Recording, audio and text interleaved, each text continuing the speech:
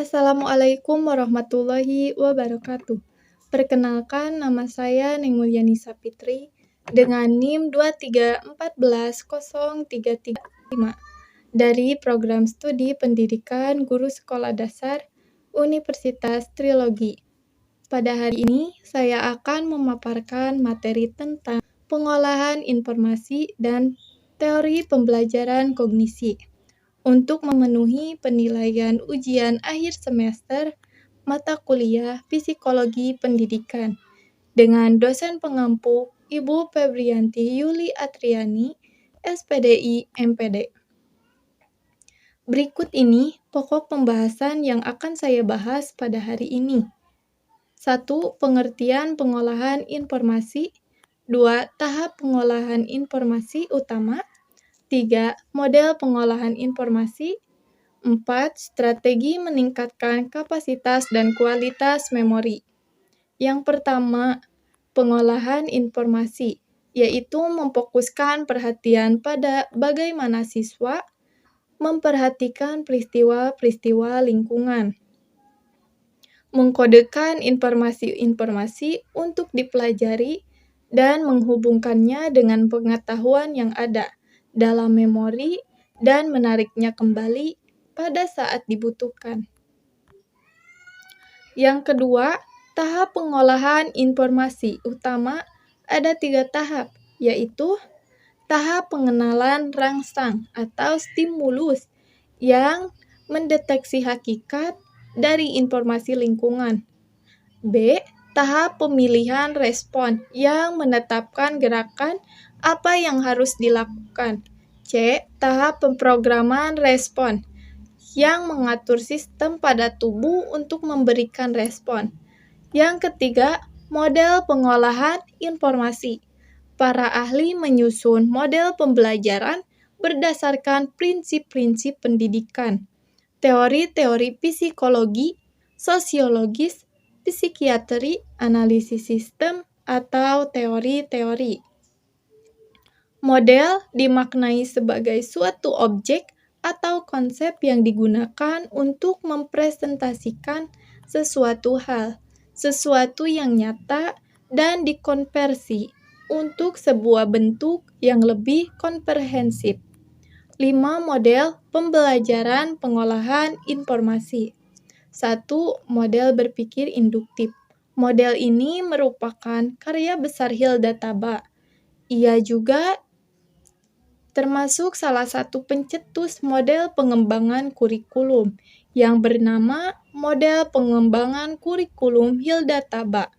Model berpikir induktif ini beranggapan bahwa kemampuan berpikir seseorang itu tidak dengan sendirinya berkembang dengan baik jika proses pembelajaran dikembangkan tanpa memperhatikan kesesuaian dengan kebutuhan berpikir seseorang. 2. Latihan inquiry. Model latihan inquiry ini dicetuskan oleh Richard Schachmann. Menurutnya bahwa model ini digunakan untuk melatih peserta didik agar bisa melakukan penelitian, menjelaskan fenomena, dan memecahkan masalah secara ilmiah. Tujuan utama model ini adalah bagaimana peserta didik agar bisa memformulasikan masalah yang menarik, misterius, serta menantang agar peserta didik bisa berpikir ilmiah. Ya, inquiry ilmiah. Model inquiry ilmiah dipelopori oleh Joseph J. Scrub. Model inquiry ilmiah bertujuan agar peserta didik bisa meneliti, menjelaskan fenomena, dan memecahkan masalah secara ilmiah, serta mengajarkan bagaimana cara melakukan pencarian dan perenungan tentang pilihan-pilihan dan alternatif-alternatif yang harus dihadapi. Manakala memikirkan makna pendidikan, hakikat sains, dan karakter pemikiran pendidikan. 4. Model penemuan konsep. Model penemuan konsep ini dipelopori oleh Jerome Bruner. Model ini berangkat dari suatu pandangan bahwa lingkungan memiliki manusia yang beragam, serta peserta didik harus bisa membedakan, mengkategorikan, dan menanamkan semua itu sehingga menemukan suatu konsep.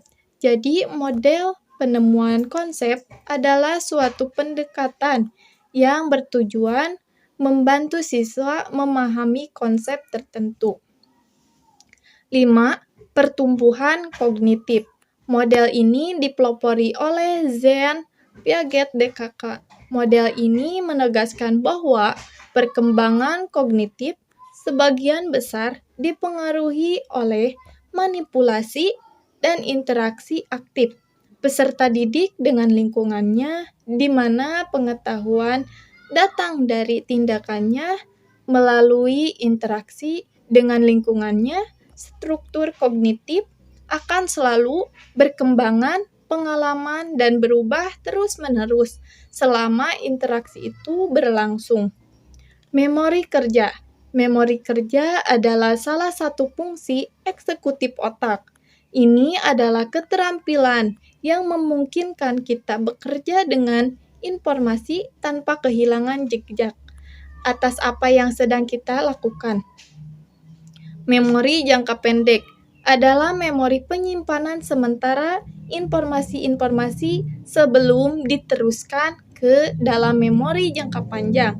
Informasi-informasi yang tersimpan dalam memori jangka pendek dapat berupa informasi auditori, visual, atau somatik. Tergantung jenis informasi yang ditangkap oleh sensori seseorang.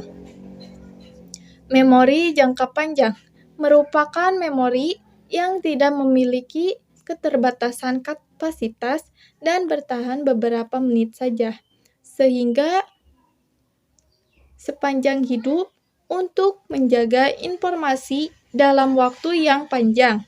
Kita harus mengeluarkan informasi-informasi tersebut dari memori jangka pendek dan memasukkannya ke dalam penyimpanan yang lebih permanen yang disebut memori jangka panjang. Yang keempat, strategi meningkatkan kapasitas dan kualitas memori. A. Istirahat otak. Istirahat otak memungkinkan siswa untuk mendapatkan kembali fokus dan sangat penting bagi siswa yang lebih muda. B. Mintalah siswa mengerjakan materi pelajaran ini adalah salah satu cara paling efektif untuk meningkatkan memori kerja karena informasi harus dipelajari terlebih dahulu dan kemudian diajarkan kepada orang lain. Ada pemahaman yang lebih dalam tentang materi pelajaran. C. Pelajaran multisensori. Pelajaran multisensori adalah visual, auditori, taktil, dan kinestetik. D. Rutinitas dan daftar kegiatan. Menetapkan rutinitas dan memasukkan daftar pemeriksaan membutuhkan pengajaran eksplisit dan seringkali penggunaan visual. Guru harus menyadari hal ini dan mencontohkan cara kerjanya setiap hari. Strategi belajar efektif yang bermakna bagi siswa. 1. Buat suasana belajar yang nyaman. 2. Merangkum pokok pembelajaran.